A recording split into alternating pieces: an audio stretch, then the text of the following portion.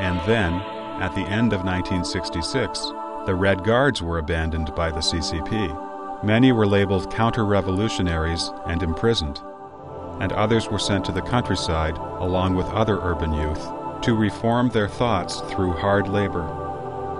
The Westtown Red Guard organization, which led the expulsion of city residents, was established under the so-called caring guidance of the CCP leaders. The order to incriminate the Red Guards was also issued after being revised by the Secretary General of the State Council.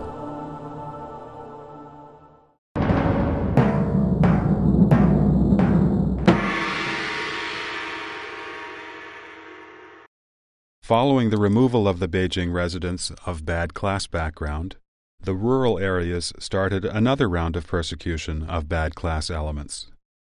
On August 26, 1966, a speech by Shi Fuzhi was passed down to the Daxing police force at their work meeting. Shi ordered the police to assist the Red Guards in searching the homes of the 5 black classes. The 5 black classes are landlords, rich peasants, reactionaries, so-called bad elements, and rightists. The police provided information and advice and helped the Red Guards in their raids. The infamous Daxing massacre occurred as a direct result of instructions from the police department. The organizers were the party secretary and the director of the police department, and the killers were mostly militiamen. They did not even spare the children. During the Cultural Revolution, many were admitted into the CCP for their so-called good behavior during such slaughters. Statistics from Guangxi province, for example, show the following. More than 9,000 were admitted to the party shortly after they had killed someone.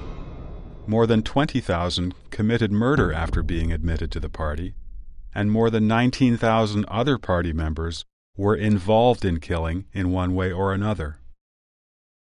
These figures, from one province alone, show that nearly 50,000 CCP members engaged in killing.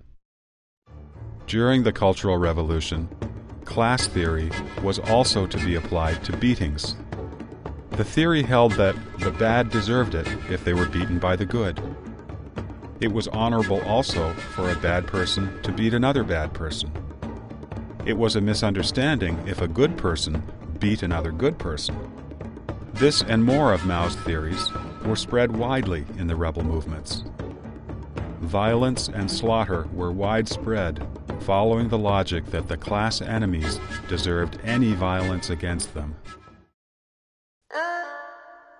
From August 13th to October 7th, 1967, militiamen in Dao County of Hunan Province slaughtered members of the Shanjiang Wind and Thunder organization and those of the 5 black classes. The slaughter lasted 66 days and extended to 468 brigades in 36 people's communes across 10 districts, killing more than 4,500 people in over 2,700 households. In the entire prefecture, which consists of 10 counties, a total of 9,093 people were killed, of which 38% were of the 5 black classes and 44% were their children. The oldest person killed was 78 years old, and the youngest was only 10 days old. This is only one case of violence that occurred in just one small area during the Cultural Revolution. In Inner Mongolia, after the establishment of the Revolutionary Committee in early 1968, the cleansing of class rank and purge of the People's Revolutionary Party resulted in the deaths of more than 350,000 people.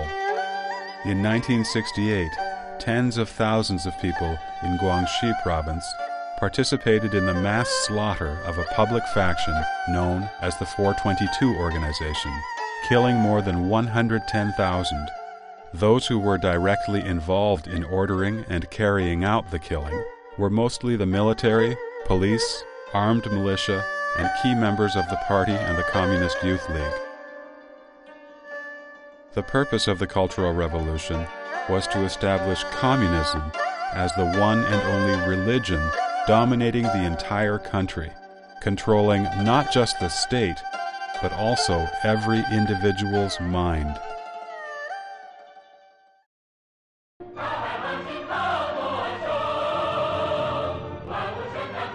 The Cultural Revolution pushed the CCP and Mao Zedong's cult of personality to a climax. Mao's theory was used to dictate everything, and one person's vision had to be embedded in tens of millions of people's minds. The Cultural Revolution, in a way unprecedented and never again to be matched, did not specify what could not be done. Instead, the party emphasized what could be done and how to do it.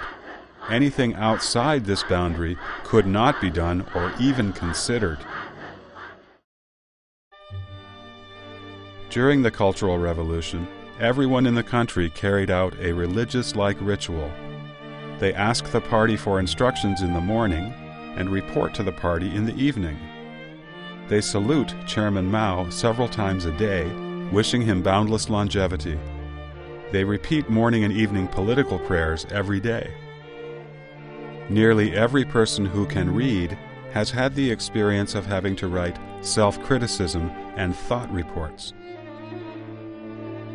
Mao's quotations, such as the following, were frequently recited.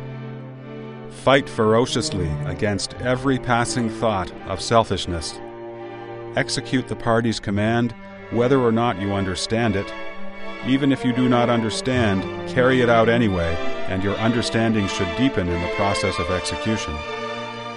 Only one God was allowed to be worshipped, and that God was Mao. Only one kind of scriptures were allowed to be studied, Mao's teachings. Soon, the God-making process progressed to such a degree that the people could not even buy food in canteens if they did not first recite a quotation or offer a greeting to Mao. When shopping, riding the bus, or even making a phone call, one had to recite one of Mao's quotations, even if it was totally irrelevant. In these rituals of worship, people were either fanatical or cynical, and in either case, they had already come under the control of the communist evil specter. Producing lies, tolerating lies, and relying on lies became a part of daily life for Chinese people.